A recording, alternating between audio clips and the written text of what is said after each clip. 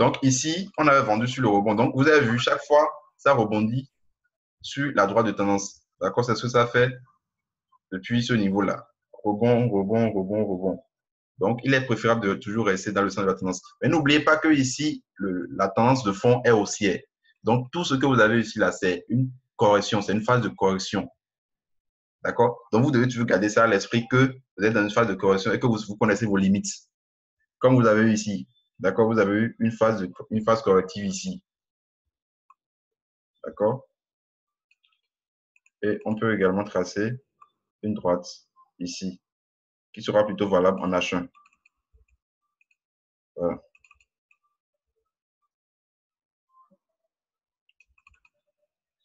Correction ici, d'accord? Ça casse et ça accélère, ça accélère. Et là également, on attend d'avoir une phase, on a quand même carrément une phase de correction. Alors là, pour la semaine prochaine, le scénario que nous pouvons établir, c'est quoi? C'est que ça vient dans la zone de support ici, la zone des 1,0839, 1,0845.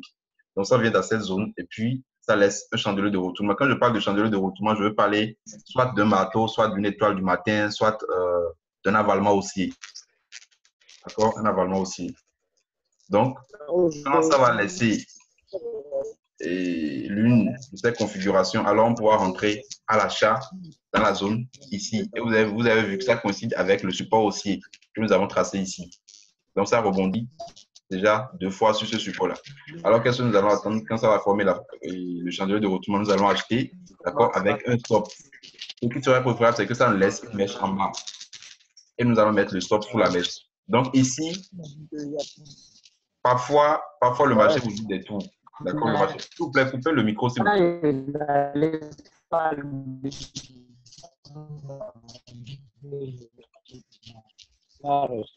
Monsieur Osiendis, coupez votre micro, s'il vous plaît.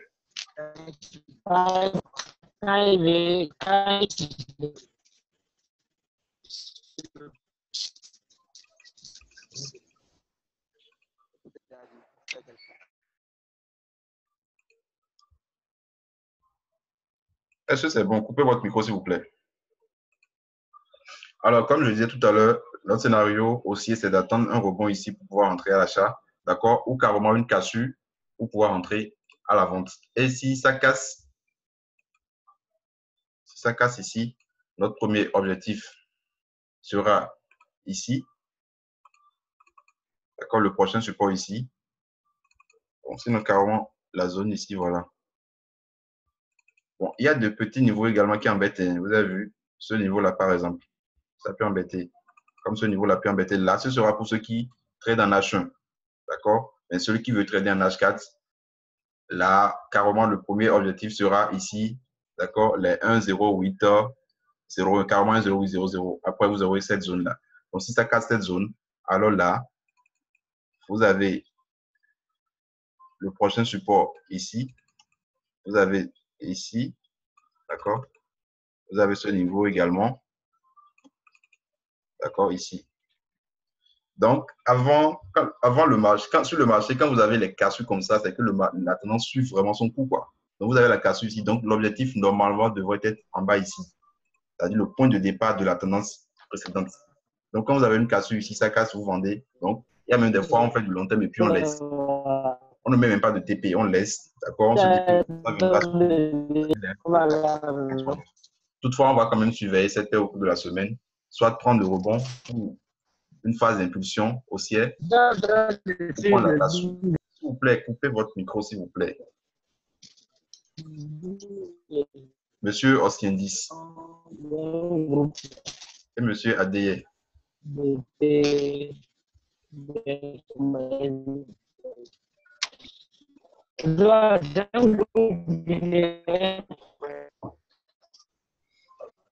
Alors, on continue.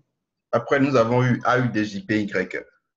AUDJPY, c'est l'une des paires dont on a vraiment profité au cours de la semaine. D'accord? AUDJPY, nous avons d'abord vendu ici. Bon, AUDJPY, je rappelle qu'on est dans une phase de dérive latérale. Donc, vous avez un range ici. D'accord? Le range a vraiment pris du temps. Toute cette zone-là, c'était en range. Et comme les gens essaient de vous le dire sur le net, ce n'est pas toujours vrai. dans le range, il y a la possibilité de trader. Le range évolue entre un support et une résistance. On sait que quand vous êtes sur un support, on achète. Quand vous êtes sur une résistance, on vend. D'accord? Donc, vous allez chercher à acheter sur le support, chercher à vendre sur la résistance. D'accord? Dans les zones de support ou zones de résistance. Maintenant, si vous voyez que le prix est déjà parti, le prix est déjà au milieu, vous avez la possibilité de tracer de petites tendances au sein du range. D'accord? À moins que le prix évolue sans corriger. Alors là, vous aurez des rallyes, des phases de rallye sur le marché. Alors là, vous ne pouvez pas tracer. Mais quand vous avez, par exemple, ça, une petite tendance haussière que vous avez ici, d'accord? Vous voyez? Donc, celui qui n'avait pas acheté dans cette zone de support ici pouvait acheter sur la cassure de ce sommet-là. Vous voyez? Ça a respecté vraiment l'analyse technique. Ça a cassé, ça a accéléré, c'est revenu faire un pullback avant d'accélérer encore. Donc, c'est possible. Et ici, on a eu la cassure. On a atteint le premier et le dernier creux, du moins. D'accord? Vous avez vu? On a eu un retour des prix. Donc, comme on l'a dit souvent, comme on le dit souvent dans nos formations, après la cassure du support haussier, ça ne veut pas forcément dire que vous avez un retournement. Tant que le dernier creux, tant qu'il n'y a pas clôture en dessous du dernier creux et creux, on ne peut pas encore parler de retournement. Vous avez vu, ce n'est que quand ça a cassé ici que ça a vraiment accéléré. Ça a clôturé en dessous. Voilà. Quand ça a clôturé en dessous ici, je vais tracer la zone ici. En dessous de cette zone que le prix a vraiment accéléré. Alors là, cette semaine, nous avons vendu sur le rebond ici. Vous avez vu, rebond, rebond et rebond. Vous avez vu, le marché a vraiment, le prix a vraiment fait du surplace dans cette zone-là. On a vendu, on a mis nos stop loss au-dessus de ce sommet. Donc, comme je l'ai dit tout à l'heure, quand on vend et quand vous jouez sur les rebonds, le risque que vous prenez est vraiment minime. D'accord? On a vendu, le premier TP a été atteint, je crois que c'était quelque part dans la zone ici. Je crois que c'était sur cette droite-là. D'accord? On a joué sur le rebond, on a pris le premier TP. Et sur la cassure ici, bon, la cassure, on n'a pas envoyé la cassure. On avait pris, mais on n'avait pas envoyé. C'était vraiment, on avait vraiment oublié. Mais on s'est rattrapé, je crois que c'était le hier et le vendredi, voilà. On s'est rattrapé sur la cassure de ce niveau-là, les 0, les 80,67. D'accord? Et les 3 TP ont été atteints. Le troisième TP était légèrement en dessous de ce niveau, mais on est sorti à 0,69 et à 79,73. Excusez-moi, 79,73. C'était le TP3. Et vous avez vu que quand le prix a atteint ce support, vous voyez, le prix est en train de repartir maintenant. Parce que c'est un niveau un peu, c'est un support majeur. Voilà. Donc ça, on a déjà eu un premier rebond ici. On a également un deuxième rebond ici. Donc, on pourrait jouer sur le rebond. Mais c'était déjà le vendredi soir. Donc, ce n'était pas vraiment préférable d'acheter avec l'esprit d'un peu élevé. On n'avait pas jugé bon d'acheter sur ce niveau. Puisqu'on avait déjà profité de toute cette baisse hier. D'accord? J'espère que ça suit.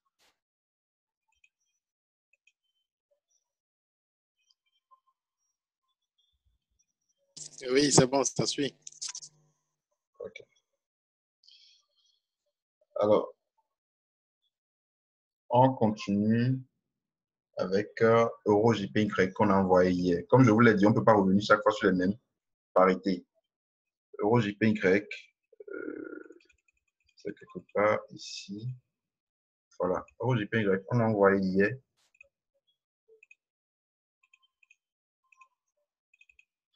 On l'a envoyé sur la cassure de ce support aussi là.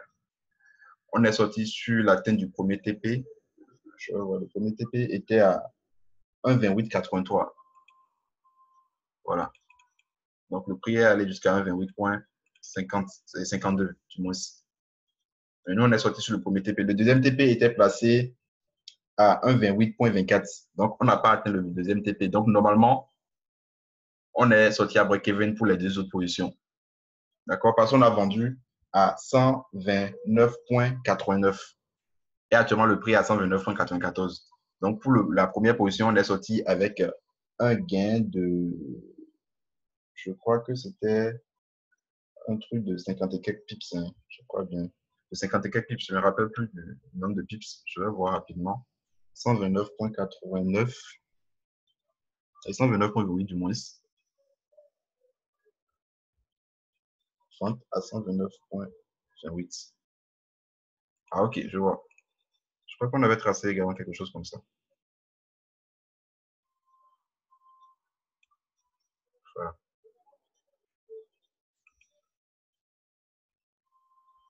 Ok, je me rappelle. Donc, on a vendu sur 129,28. Donc, c'était ici. Et on est sorti à 100. TP1 128.83. Donc 128.83. Donc 43 pips. D'accord? 43, 44 pips sur la première position. S'il vous plaît, essayez de couper votre micro. Donc là, le plan, quel plan on peut établir là, par exemple, sur la paire Euro-JPY. Euro-JPY ici, bon, c'est vrai qu'on a déjà eu la cassure. Je vais d'abord enlever ce support haussier, voilà. On a déjà eu la cassure de ce support haussier ici, d'accord? Là, on est probablement en train d'assister à un pullback. Mais si cassure de ce niveau, de cette résistance, alors on risque d'avoir encore un retour des prix à la hausse. Mais on a quand même cette résistance baissière qu'on peut tracer, qui peut également repousser le prix. Voilà. Donc, là, on est toujours dans la baisse pour le moment. On ne parlera que de la continuation de la hausse parce qu'on peut prendre cette partie-là comme une phase de correction. D'accord? Et comme je vous l'ai dit, il y a souvent de fausses cassures. Et c'est vrai qu'on a profité juste de la première partie de cette baisse. Donc, si ça casse la résistance baissière ici, alors là, on risque d'avoir une accélération haussière. Comme je vous l'ai dit, il peut également s'agir d'un pullback. Donc, cassure, d'accord, cassure, pullback et accélération baissière. D'accord, je vais voir. Je suis en H1. Donc, les traders prudents attendront la cassure du dernier creux que ça a formé ici après et la baisse ici. Donc, cassure des 108.52 avant de vendre. D'accord? Mais celui qui veut acheter, celui qui veut être agressif, il vend directement sur la résistance ici. Il vend directement avec un stop légèrement au-dessus de cette mèche-là. C'est-à-dire, ou carrément, il se dit, avant qu'il ne sorte, il faudrait que ça casse la résistance baissière que je viens de tracer ici. D'accord? Donc, soit vous êtes agressif, soit vous êtes prudent. D'accord? Ça casse le support ici, on vend, ou on vend directement sur la résistance ici, pour profiter rapidement de la baisse. Pour le plan à l'achat, il faudrait que ça casse la résistance baissière que j'ai tracée ici, pour qu'on puisse entrer à l'achat. Est-ce que c'est bon? Est-ce que vous avez des questions? Est-ce que vous avez des parités que vous aimeriez qu'on analyse pour vous, pour la semaine prochaine? Parce que je suis en train d'enregistrer la revue, donc je vais probablement la mettre sur YouTube pour ceux qui ne sont pas connectés. Est-ce que vous avez des paires, des parités que vous aimeriez qu'on analyse pour vous? Oui, le gold. Essayez d'envoyer ça, s'il vous plaît.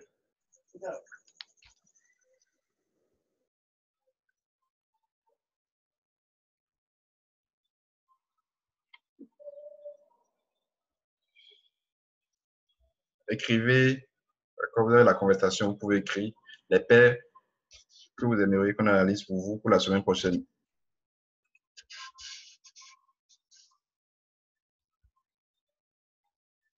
Et je profite également pour vous annoncer qu'à partir de la semaine prochaine, vous aurez des revues de marché chaque jour. C'est-à-dire, moi et mes collaborateurs, chaque jour, matin, midi et soir, vous aurez des revues. D'accord? Vous avez la première émission qui sera le Good Morning Market à 8h55. D'accord? Après, vous avez le rendez-vous du Day Trader. Je crois que c'est à 12h55. Et vous avez le Forex Insider, point de clôture, à 18h55. Je crois que d'ici demain matin, vous aurez beaucoup plus d'informations. Vous aurez les affiches. OK. Donc, vous avez demandé le Gold, vous avez demandé le GBP/USD, vous avez demandé l'USD/MXN. OK. OK. Donc, le Gold,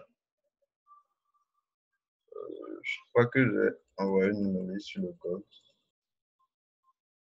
Voilà. OK. Le Gold ici, vous avez tendance baissière. Je crois que j'avais déjà proposé une analyse sur ça. D'accord. Tendance baissière ici. Tendance baissière. La tendance a été cassée au cours de la semaine. On a atteint cet objectif-là. Non. Voilà, quelque part ici. La résistance, c'était là. On a eu un petit support haussier ici. Voilà. Alors, quelle analyse on peut établir sur le Gold?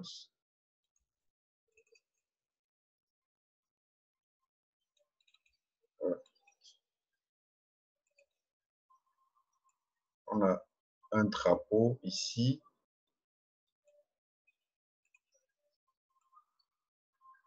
Voilà.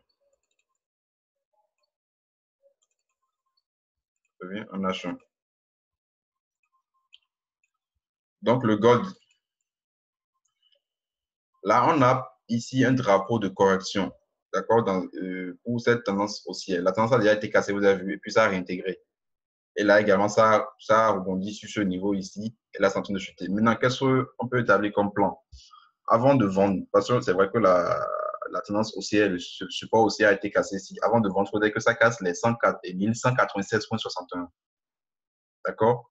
Ça casse les 1196,61. On ira chercher ce niveau. On ira chercher les 1192,63. D'accord? Puis, ce support ici, 1187,43. Puis 1183,02. Pour l'achat, ce que je vous conseillerais, c'est carrément d'attendre la clôture au-dessus de la zone ici, donc au-dessus des 1208. Parce que dans cette zone, vous avez vu, il y a eu assez de turbulence dans cette zone. Ça vient, ça chute, ça vient, ça chute. Donc, attendez carrément que ça clôture, ça casse les 1208,17. Comme il n'est pas également impossible de jouer sur le rebond ici, sur le rebond des 1596. Donc, je reprends le scénario aussi, c'est d'attendre la cassure des 1208,17 pour acheter et viser, dans un premier temps, la résistance ici, 1214,25, 1216,46. La vente, c'est attendre la cassure des 1196,61 pour viser 1192,63, 1187,43 et 1183,02. Est-ce que c'est bon pour le gold? Monsieur, et bon, Techno, WX4. C'est bon. Est-ce que c'est bon pour le gold?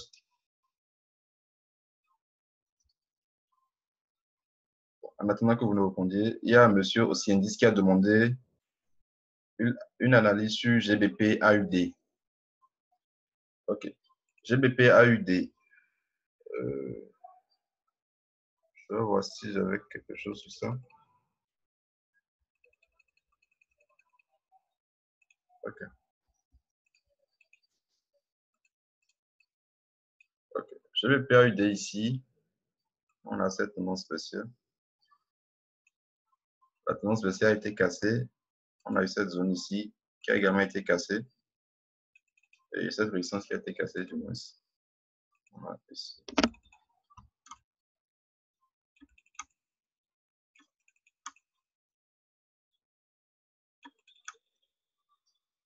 OK. Alors, ici, vous avez vu, au cours de la semaine, les paires en GBP ont vraiment... Il y a eu une forte hausse sur les paires en GBP. Et étant donné que l'AUD était également faible, donc l'AUD et GBP a profité. Raison pour laquelle vous avez eu cette forte accélération sur GBP AUD. Alors, ici, c'est vrai que, bon, on avait un petit biseau descendant. Le biseau a été cassé ici. C'est-à-dire, ça n'a même pas laissé de point d'entrée pour celui qui attendait la clôture. D'accord, ça n'a pas laissé de point d'entrée pour celui qui attendait la clôture. Maintenant, ici, c'est vrai que ça a cassé la résistance ici. Donc, normalement, on a un point d'entrée à l'achat. Normalement, on a un point d'entrée à l'achat parce que ça clôture au-dessus. Mais il serait préférable d'attendre que le prix vienne laisser un chandelier de retournement sur ce niveau-là. Parce que c'est un niveau un peu important. Vous avez vu. Voilà. La zone plutôt. En tout cas, moi, à votre place, je vais attendre que ça laisse un chandelier de retournement, d'accord, dans cette zone-là, pour acheter et viser les 1.81.08. 1.81.08. Donc, si ça clôture en dessous, alors là, on peut avoir des scénarios de baisse. Mais pour le moment, après la cassure de cette résistance spéciale-là, je crois que la paire est haussière. D'accord, GBPAUD est haussière pour le moment. Donc, on va chercher à acheter dans cette zone-là pour viser. Bon, il y aura d'abord ce niveau, parce que le prix ne chute pas sans raison. Si le prix est venu ici, il a commencé par chuter, il y a forcément quelque chose qui l'a bloqué dans le passé, forcément. Donc, après avoir acheté dans la zone, on peut viser les 1.80, 1.48 et après les 1.81, comme les objectifs que j'ai déterminés, quoi. Maintenant, si ça clôture en dessous de la zone, on peut vendre, d'accord, et viser ce niveau. Premier objectif, ce niveau. Vous voyez, les 1,78,77. Maintenant, ici, on a un début de tendance haussière. Toutefois, quand vous avez des accélérations haussières comme ça, d'accord, vous pouvez utiliser les retracements de Fibonacci parce que vous avez vu, ça n'a pas corrigé, ça n'a pas laissé de point d'entrée pour celui qui veut entrer à l'achat. Donc, on va utiliser les retracements de Fibo.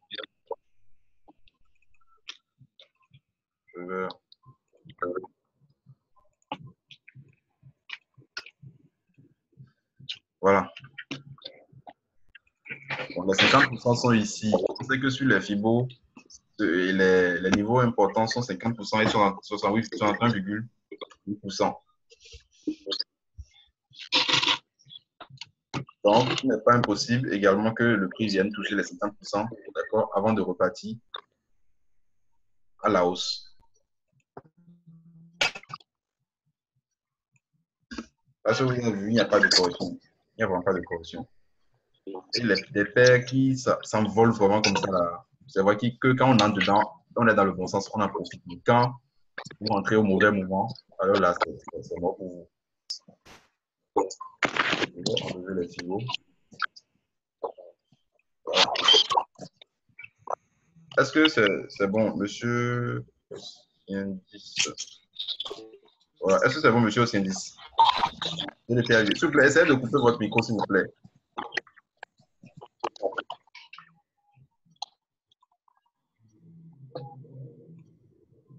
Chadas, tu peux couper ton micro, s'il te plaît.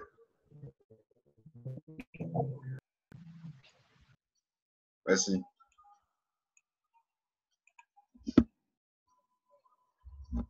Est-ce que c'est bon pour GBPAUD?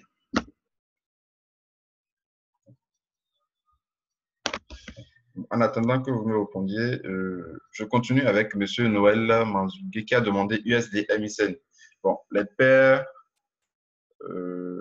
exotiques, je traite rarement les paires exotiques, mais je vais quand même proposer une analyse sur ça. USD MICN.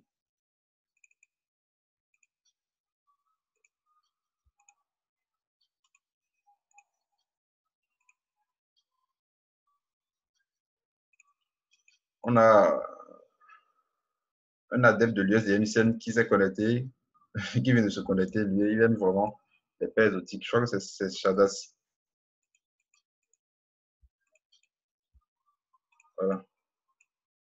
Bon, je vais commencer en demain parce que vraiment, j'ai traité cette paire-là il y a vraiment longtemps. Je n'aime pas trop traiter les paires exotiques. Ce qu'on a sur l'USD MICN, c'est ça.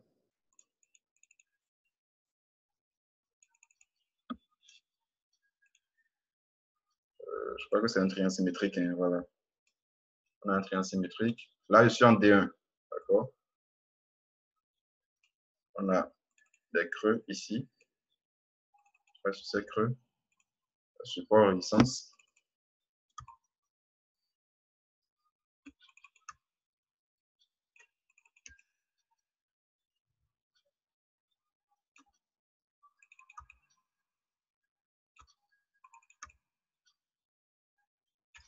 Là, maintenant, je pars en H4.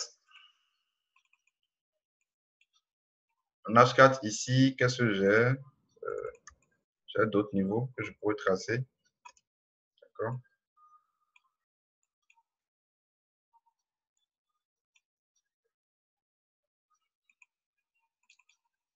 OK. Je vais voir rapidement. Je crois que ici, sur USD MICN, on a un triangle ascendant. D'accord. On a un triangle ascendant. On a un premier creux, deuxième creux ici. Bon, c'est vrai que la zone vraiment ici est un peu large. 19.16, 23, 19, 34, 82, c'est très large comme zone. D'accord. Donc, les paires aussi sont des paires qui ne respectent pas souvent l'analyse technique. C'est-à-dire, ça laisse assez de mèches. Et quand ça prend un mouvement, ça s'élève vraiment. D'accord. Regardez par exemple ça. Sans correction. Et la correction se fait sur de longues unités de temps. Maintenant, bon, ce qu'on va faire, ici, on va essayer de chercher un point d'entrée. D'accord. Parce que vous avez vu, le prix est venu dans cette zone là, il a commencé le rebond à la baisse. On va essayer de chercher un point d'entrée sur de petites unités de temps. Je viens en H1. En H1, Je viens ici. Voilà.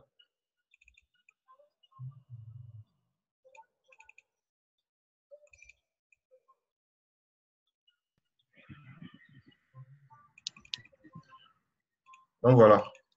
Alors là, qu'est-ce que j'ai? Je vois qu'on a un petit support haussier. On a eu premier point ici, deuxième point de contact et là, troisième point. Alors là, on peut jouer sur le rebond à la hausse. D'accord? Donc, vous commencez depuis le D1 avant de venir sur les petites unités de temps pour trouver un point d'entrée. En H4, on n'a pas eu vraiment un point d'entrée. Alors ici, on peut chercher à jouer sur le rebond. Maintenant, dans ce cas-ci, en voulant jouer sur le rebond, vous pouvez ne pas mettre de stop. Parce que normalement, si vous devez mettre le stop, c'est jusqu'en bas ici. C'est ici le dernier vrai creux. D'accord? En dessous de ce support-là. En dessous des 18.9128. Donc, c'est le vrai support, le vrai dernier creux, c'est là. Donc, si vous achetez ici, c'est en dessous ici. Et vous voyez que le truc là, il y a assez d'écart. D'accord? Il y a vraiment d'écart. Donc, si vous achetez sur ce rebond, vous pouvez ne pas mettre de stop loss et attendre pour voir la réaction des acheteurs sur ce niveau-là. Si ça va dans votre sens, alors c'est bon. Si par exemple, vous êtes déjà quelque part ici, vous pouvez placer maintenant le stop au point où vous avez acheté, c'est-à-dire mettre ça au break-even. Mais si vous achetez et que ça casse et que ça clôture, d'accord, de préférence en H4, attendez que ça clôture en H4, parce que H4, ça pèse beaucoup plus que H1. Si ça clôture en dessous de ce niveau-là, en H4, alors vous fermez avec la pète, une légère pète, et maintenant, ce sera maintenant un signal de vente pour aller chercher le support ici, les 18.9128. C'est mieux que d'attendre que ça ait touché totalement votre stop en bas. D'accord? Donc, si ça clôture légèrement en dessous, vous vendez pour ce niveau. Maintenant, si vous avez du mal, si vous avez un peu peur pour jouer sur les rebonds, vous attendez carrément que ça casse avant de vendre. Maintenant, ça peut ne pas casser. Donc, c'est pourquoi je dis, il faut souvent privilégier les rebonds. D'accord? Et si vous achetez sur le rebond, le premier TP sera ici, les 19.16, 22 et 23. Après, vous avez 19.27, 97 et après, vous avez 19.34, 98. Est-ce que c'est bon pour vous? Voilà, le ratio ne serait pas bon avec ce creux. C'est pourquoi j'ai dit que ce ne serait pas bien de mettre le stop et de voir la réaction du marché. Donc, vous serez obligé de surveiller pendant 4 heures. C'est-à-dire, bon, de temps en temps, aller sur votre smartphone pour voir. Juste de temps en temps. Est-ce que c'est bon? OK. Bon. Est-ce qu'il y a d'autres questions? Est-ce qu'il y a d'autres parités? Je crois qu'on a quand même déjà fait plus d'une heure. Au cours de la semaine, on a envoyé assez de positions. On ne peut pas voir toutes les positions que nous avons envoyées. Je rappelle que nous avons une prochaine vague de formation, d'accord, qui débute le 10 prochain, le 10 septembre prochain. Donc, nous apprenons les différentes techniques que nous utilisons au cours et dans notre centre. Et vous allez voir que sur mon graphique, il n'y a pas d'indicateur à part le RSI. D'accord? Vous n'avez pas besoin d'avoir 1000 indicateurs sur votre graphique pour montrer que vous êtes un trader. Avec les figures chartistes, les droits de tendance et le RSI ou bien le MACD pour vous permettre de voir les divergences, c'est déjà bon. Vous n'avez pas besoin d'avoir… Bon, ça dépend quand même de chacun. Hein, parce que moi, par exemple, avant de privilégier les droits de tendance uniquement, j'utilisais Ishimoku. Et Ishimoku est un très bon indicateur. J'ai suivi la formation de Patrick Riguet. Il fait partie de ceux qui ont développé Ishimoku en France, de ceux qui ont fait développer Ishimoku en France. Lui avec Karen Pellois. Donc, c'est également un très bon indicateur. Donc, à vous d'avoir une méthode propre à vous et de rester dans le sens de la tendance. Toujours privilégier la tendance. Maintenant, il faut se consacrer, si vous voulez trader vraiment, consacrer vos graphiques. Et je crois que ça ira. Moi, pour le moment, vous avez géré un centre et avoir d'autres préoccupations, ce n'est pas facile. Mais on essaie quand même de gérer. Donc, je ne sais pas si vous avez d'autres paires que vous aimeriez que j'analyse pour vous. Sinon, oui, je viens de faire USDMICN.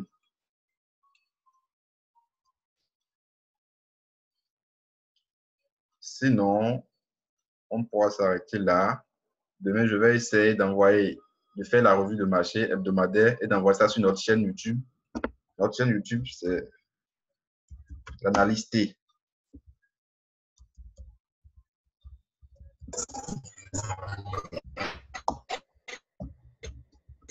L'analyse T. Donc, vous pouvez aller sur YouTube et vous abonner pour recevoir chaque week-end et notre revue des marchés hebdomadaires.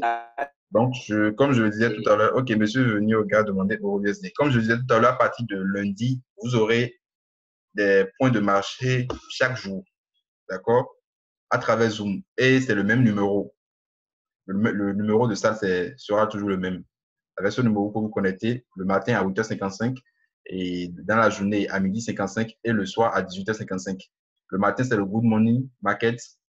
D'accord? À 12h55, c'est le rendez-vous du Day Trader. Et après, vous avez le Forex Insider le soir. Ça va permettre à ceux qui sont encore débutants sur le marché de voir un peu comment se fait l'analyse technique. Donc, notre chaîne YouTube, c'est l'analyse T. D'accord? Et notre page Facebook, c'est Centre Benoît de Trading, CBT. Alors, monsieur Veni Oga a demandé EURUSD. EURUSD, c'est simple. On avait déjà fait ça, je crois. Voilà. EURUSD, qu'est-ce que nous avons? On a une tendance baissière. On a eu Cassu. D'accord? On a eu Cassu. Mais on a cette droite de tendance baissière qui a repoussé le prix. Donc, vous avez également le dollar qui a joué. D'accord? L'indice, l'USDI est en train de repartir à la hausse. Et ici, vous avez un double top. Après la formation de ce biseau ascendant, on a eu un double top, par exemple, laquelle on a eu la cassure de la ligne de cours ici. Et là, c'est en train de partir vraiment à la baisse. Donc, le plan que nous allons établir ici pour viser ce niveau, parce que là, c'est déjà parti. Et ce ne serait pas préférable d'entrer en même temps à l'ouverture du marché pour viser les 1.1574. Donc, on va attendre un rebond et une correction, d'accord? Une correction sur les 1.1616. Si vous voulez, vous pouvez placer un sell limite. Sell limite sur les 1.1616, d'accord? Pour vendre et viser, le premier TP sera à 1.1514 et après, vous aurez la zone ici. Voilà, 1.1528. D'accord? Parce qu'on a eu la cassure de ce besoin, alors EURUSD est baissé pour le moment. Pour le plan à l'achat, je crois qu'il serait préférable d'attendre la clôture au-dessus du dernier sommet ici. Toutefois, nous allons essayer d'établir également un autre plan et un plan sur EURUSD demain, je crois. Voilà. Donc, il y a la zone ici. Donc, actuellement, EURUSD est baissé. Donc, il est préférable de vendre sous la zone ici. D'accord? Il est préférable de vendre sous la zone ici. Comme je l'ai dit, vous pouvez placer un sell limite ici à 1.1616 pour viser ici ce niveau.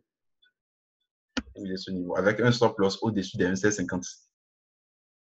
Premier TP 1.1514, deuxième TP 1.1528. Donc, normalement, on devrait avoir un scénario comme ça pour aller chercher le plus bas ici. Je ne sais pas si c'est bon. GBP4, GBP et GBP4, USDJPY. Bon, USDJPY. Je vais rapidement essayer de voir ça. Parce qu'il ne me reste que 2 minutes. Bon, USDJPY, on a eu le support aussi ici, ça a cassé. On a eu la baisse ici. Et là, qu'est-ce que nous avons?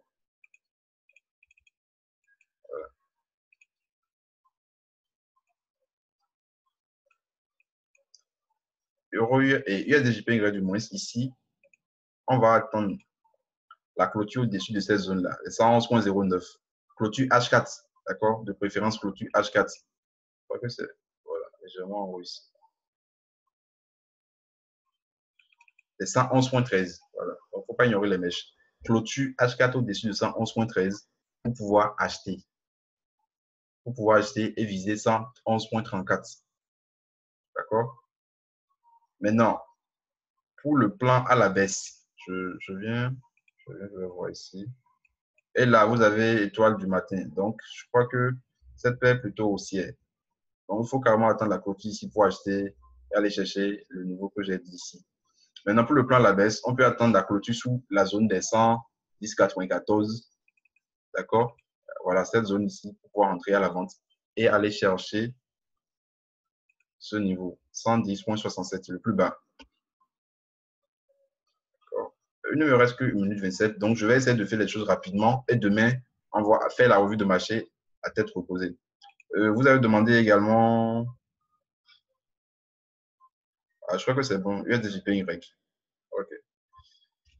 Donc, je vous remercie d'avoir été là, d'avoir participé à cette revue des marchés.